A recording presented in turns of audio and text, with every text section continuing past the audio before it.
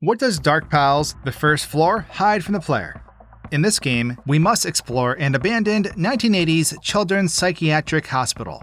There's definitely some interesting creatures we'll meet during our endeavors, amongst learning about the true nature of this place. However, beyond what we can see, there's plenty that we can't. So in this video, we'll be exploring out of bounds, checking things behind the scenes, and breaking the game to encounter situations we normally can't. I'll hit you with a very brief summary, then double back to break that section. Here at the main menu, we'll go ahead and start the chapter. We'll start off being in a dazed state, as we're clearly descending in some type of structure. Then, like waking from a dream, we'll be in this lobby. Arming ourselves with this ink blaster, we'll get a show that essentially leads us to gaining access to this questionable place. In here, we'll be tasked with completing 3 challenges in order to progress. So after completing all 3 of these tasks, which involve some soccer, balloons, and the knocking down of these cans, we'll have a way out, which leads to the introduction of this big old pupper known as Chompy Chasey. He'll give us this ball of ink, which is what we'll need to use in order to move forward. This follows with a maze of rotating bookshelves we'll need to navigate, all while collecting various items we'll need. This includes a key and more ink bottles. Chompy is sort of stalking us as we make our way through here, but once we're able to get the red ink, we're able to open this door painting?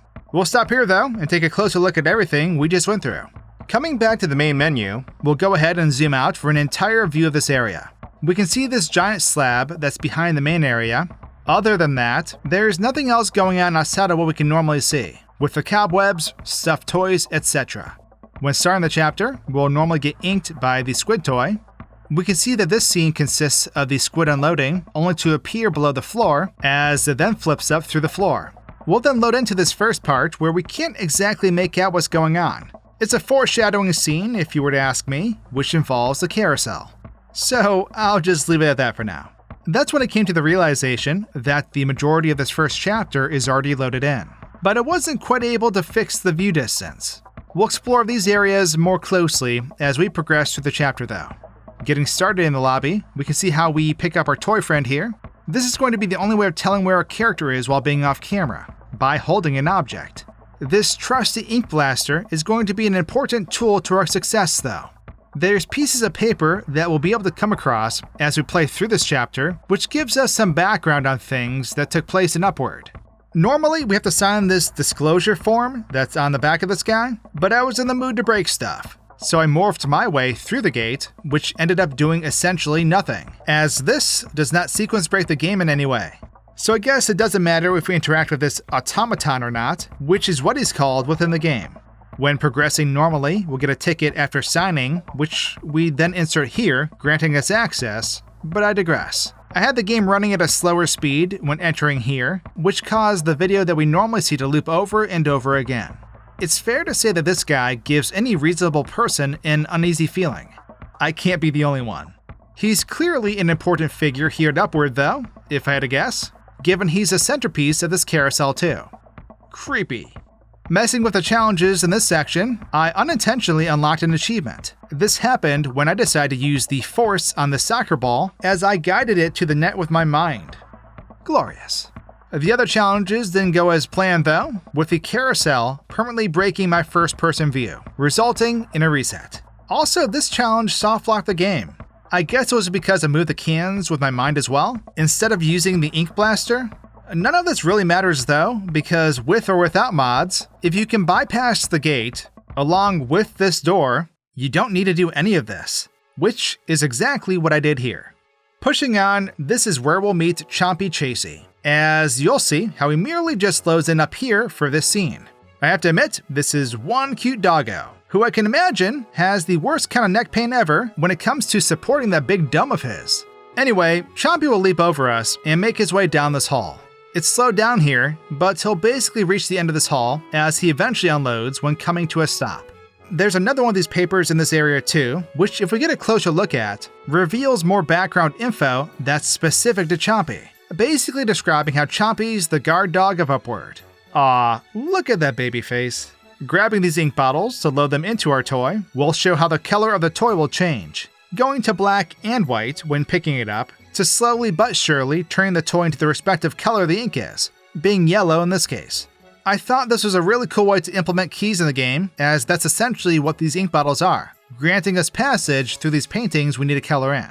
In the next area, we'll find ourselves having a bunch of reading material, which makes sense, given it's a library. It's here, though, where we'll take this slide down, bringing us to this maze of bookshelves. There isn't entirely too much going on here when it comes to out-of-bounds activities, but we can see how Chompy appears above us while navigating this maze. It happens in multiple instances, with Chompy loading in and out of the room, as you can see. He'll even show up down here with us when acquiring the key, as he charges the bookshelf we're behind. It's a curious sequence to watch as he does this, given that he sinks under the map temporarily and then takes off, as he leaps up to the second floor again, eventually unloading from his final appearance in this room. Other than getting our hands on these 2 different ink bottles, not much else occurs in this library. And yes, I could have just clipped through all these bookshelves to save on time, but I didn't. Because if I did, it would have just canceled out on all the Chompy interactions we have here. Time to continue on from where we left off though. Moving on, we'll get an achievement for completing the library, as we're now in a movie theater. Mr. Grin, as he's called, will appear on screen, giving us an unconvincing speech about how great Upward is. We'll then go into the projector room, as it appears we're being followed by a giant baby man? Where'd he go? Coming across a training video in here will help us with loading the projector with a new reel, as we'll then turn it on. This appears to wreck the theater, following with a glimpse of Mr. Grin's true side, which isn't good at all. Pushing forward will lead our next interaction with Chompy, as he chases us through a hall and into this room. Looks like he's stuck now? Being confused for a moment here, I eventually realized that we need to mess with this boy's teeth, which can be fatal. Bad doggy. Successfully doing this part follows with making friends with the big boy, and he even lets us pet him, gloriously. Carrying on though, we'll be in another area where we'll need to find some ink bottles, with one being acquired by completing a shooting range minigame. The other is more simple, as we take this empty bottle and fill it up in a shower that happens to be releasing the blue ink we need. This in turn allows us to progress, as we're now tasked with some parkour on some bunk beds. However, we're now introduced to Binky Drinky.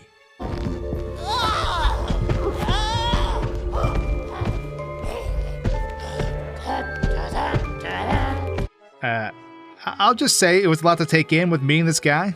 I mean, what in the world is going on right now? I need an adult. But let's stop here and get another perspective of everything we just encountered. So in the movie theater, we'll find another one of these lost boys, as I'll call them, sitting in the front row of the theater. Did I mention Mr. Grin gives me the creeps? The answer is yes, I did.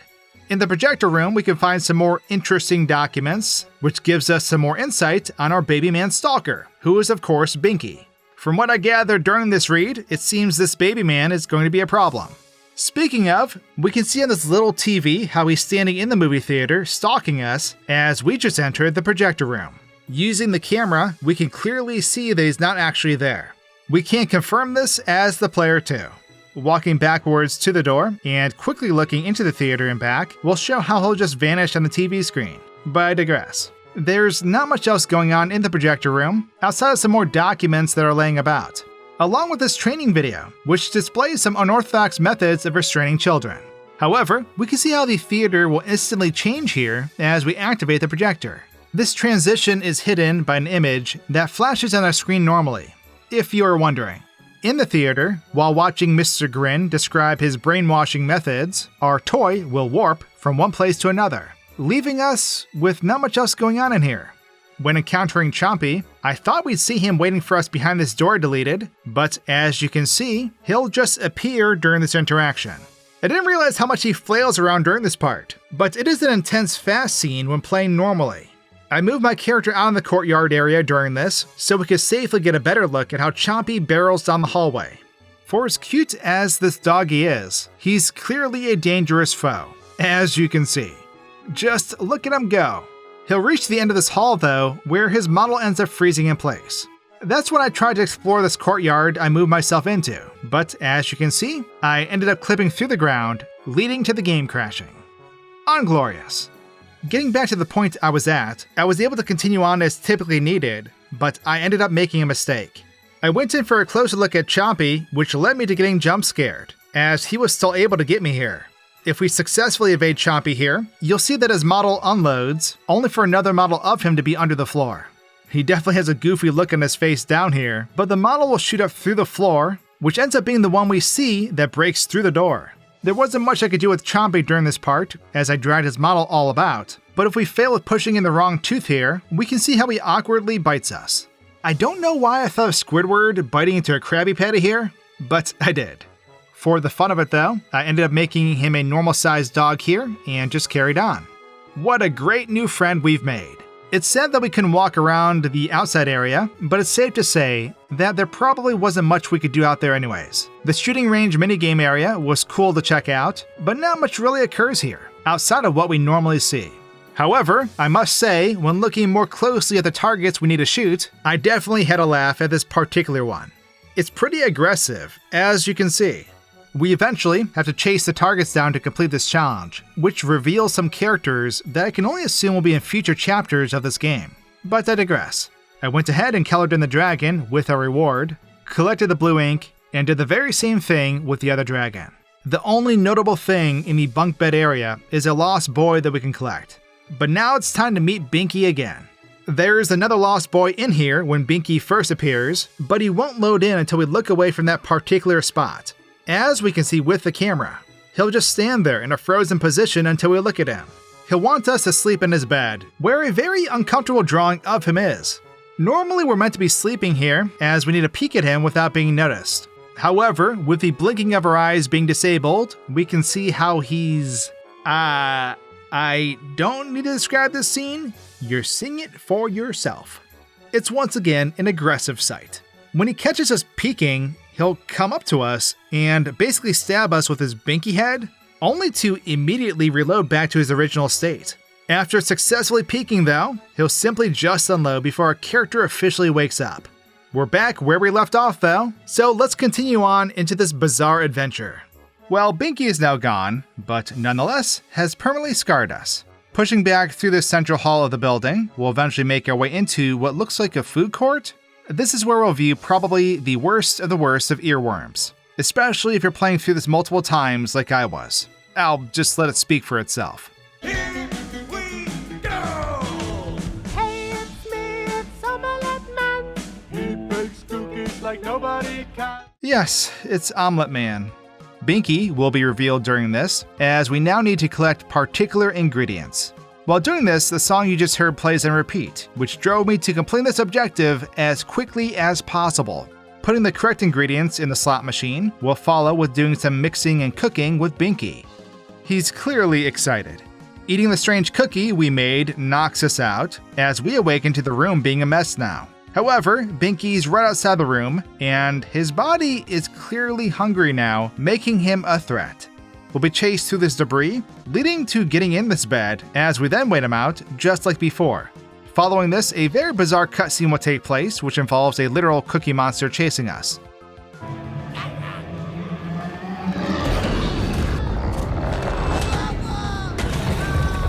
Like I said, it's strange, but I'm assuming it's a dream, as we end up finding ourselves back in bed. Continuing on, Binky will show up again, prompting another chase. We'll have a few moments of safety here, but it doesn't last long, as Binky will find us once again. We'll end up back in the carousel room, as it seems we've met our end. However, Chompy Chasey comes out of nowhere and saves us. What a good boy. However, sadly, a fight between these two will take place, and Chompy sorta gets his butt handed to him. Binky tears his tongue out of his mouth and throws him through a glass wall. We'll want to get on the carousel and sit to where the number 16 is while the fight takes place, which prompts a final cutscene of this chapter. It appears we're going to get away, but Binky isn't giving up. He'll jump down after us, but unfortunately for him, the top of his head gets caught up above as we start to descend. The top of his head will then get torn off as he collapses next to us.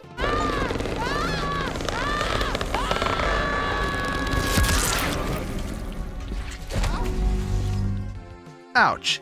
A man will appear on the TV screen, who then welcomes us to the second floor, as this big door opens to a bright light, concluding the floor. We've come to the end of the first chapter, and as you may have guessed, we're going to take one last look at what we just endured. So, when making our way to the food court area, I couldn't help but notice this inflatable playroom. Thinking I could possibly get in there, I tried removing the barrier preventing us from going in. Unfortunately, this doesn't pan out the way I thought it would. As you can see, the entire playroom, along with the floor under us, are all one object. Getting to the food court though, you'll see that there are 2 lost boys within, being here and here. Exploring this area with a camera doesn't reveal too much, but we can see how these windows display an interior of another room, which isn't really there. We've definitely seen this optical illusion used in other games on this channel, as you'll see the room doesn't exist when looking within here. When the Omelette Man video begins, we can see back here how Binky will just stand by, waiting for his cue. I guess you can say he's watching the video with us too. May I add, very intently watching it. Sheesh. He'll end up going back into this room where he'll disappear. Well, he'll actually just warp over to this location where he comes out to give us a food tray. He'll do the same thing as he did before, but will then end up loading in on the other side of the room, as you can see. There's no point in trying to chase him here, because he'll just clip through this wall right when getting out of our sight, eventually unloading within the wall. I looked all over for him after this, but he was nowhere to be found. It's only until we put the food tray into the slot machine that we'll then see him load back in, being in the assembly line area. He'll basically do his warping about behind these doors again, like before, as we prepare to eat this possessed cookie. Once consuming this cookie monster, Binky will simply unload, along with the destruction of the room loading in shortly after. Binky is now a threat at this point, as we initiate this first chase with him. I got myself behind him during this so that we can follow him instead of being pursued. This didn't work the way I wanted it to though. He ended up jumping back, annihilating me. Following him with the camera this time, we can see how goofy this dude looks while traversing through this hall. In a fashionable way, he'll clip through the door, which doesn't normally happen, but will then continue to pursue us even though we're not there. This causes him to reach the end of this room where he'll end up freezing in place, as his head turns back towards our character. The dream that we end up having is not an explorable area, unfortunately, as it's a cinematic video we're watching. So sadly, we won't get to mess with this cookie monster, or anything involving this scene. Before leaving this room, there's a lost boy to our right that we can collect, but now the chase is on again, as we can see how he'll simply load in here.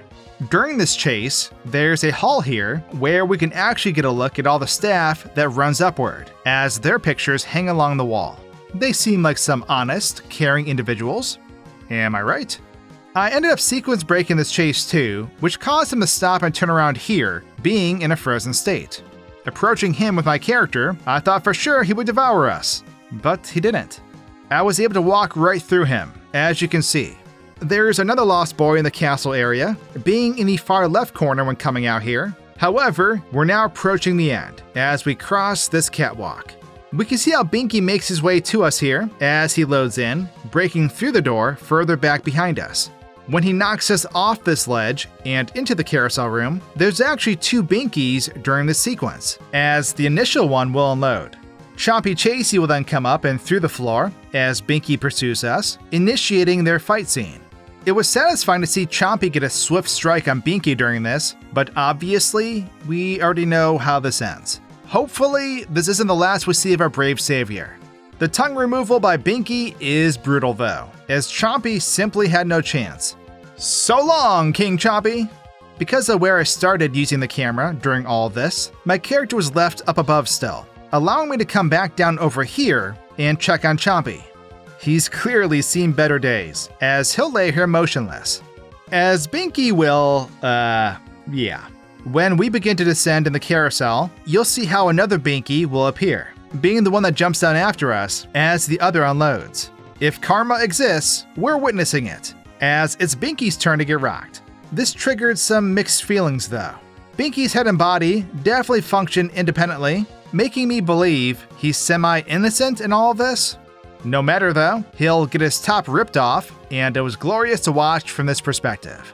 With that though, we've reached the conclusion of the first floor in Dark Pals. I hope you enjoyed this out of bounds endeavor, and I will catch you in the next video. Cheers!